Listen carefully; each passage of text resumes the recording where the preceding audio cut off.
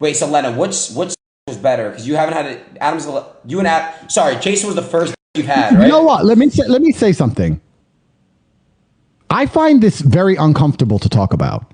There's not many things I find uncomfortable, but I just find this uncomfortable to talk about. And the reason is not because, I mean, I'm an adult. I know what is, of course. I've lived a very varied life. I just feel like, I don't know. We have so many people watching us, and we're just talking about, don't you think this is below us? I don't know. We're all pretty intelligent people. We talk about the Matrix and how they're trying to dumb us all down and trying to control all of our minds. And this base instinct talk, I find it very uncomfortable. I'm not comfortable being on this stream. If I was sitting with a woman next to me, the last thing I would talk about is our personal life. I just don't think it's the smart thing to do. And I don't think that it is. I don't have any interest in the personal life of any married couple, and I don't want to hear about it, and I don't want to talk about it. And I just find it very uncomfortable. I'm extremely uncomfortable in this situation. That's the truth. And I'm not saying that from a position of weakness. I'm saying it from a position of strength. I don't like talking about these things. I don't like talking about women getting fucked. I don't like talking about what I do with women. I don't like talking about any of it. I think that what I do in the bedroom with a woman who I care about should be to a degree sacred. Private, yeah. And I think it should be completely private. Absolutely. And I don't want to hear about anyone else. I want to make something clear to the I've never watched. I don't watch. I've never bought. I've never paid for.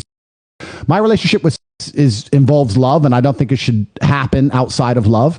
And I think that's the way that should operate. And I think that when you decide, and once again, I could be wrong, when you decide to keep exclusively for love, there's something beautiful and special about it. And if you decide not to do that, then you keep chasing a new high. And you can have threesomes and a bunch of girls. And I'm not saying I haven't done it, but eventually you're constantly just chasing a new high, and you end up just doing something weird.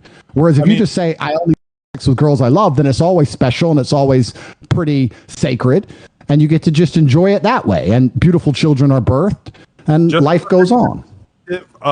In maybe like the last 5 years of our relationship, I can really only think of maybe like 1 or 2 times that we've had sex with a girl off camera. For the most part, we are monogamous. We just around on camera.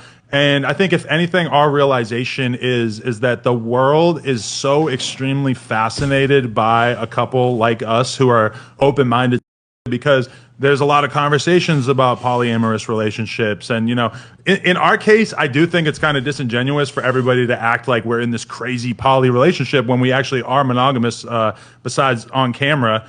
But I mean, for us, it's really like a thing. You know, she shot this scene with this dude. As much as she may have enjoyed it or not enjoyed it, it was a money decision. It was like, oh, this is going to be a big move for my career and for our family. We're going to be able to retire off of this money. So that was the reason for it. Not like, oh, I'm just dying to have another in my mouth. I understand. And I'm not a saint. I'm not saying you're sitting here trying to say I'm a saint. I'm not trying to talk from a position of authority, but I have maybe it's my fight career, which Cerrone doesn't respect, or maybe it's something else. But I think that you can achieve a lot of happiness in life through actually reducing your exposure to certain things.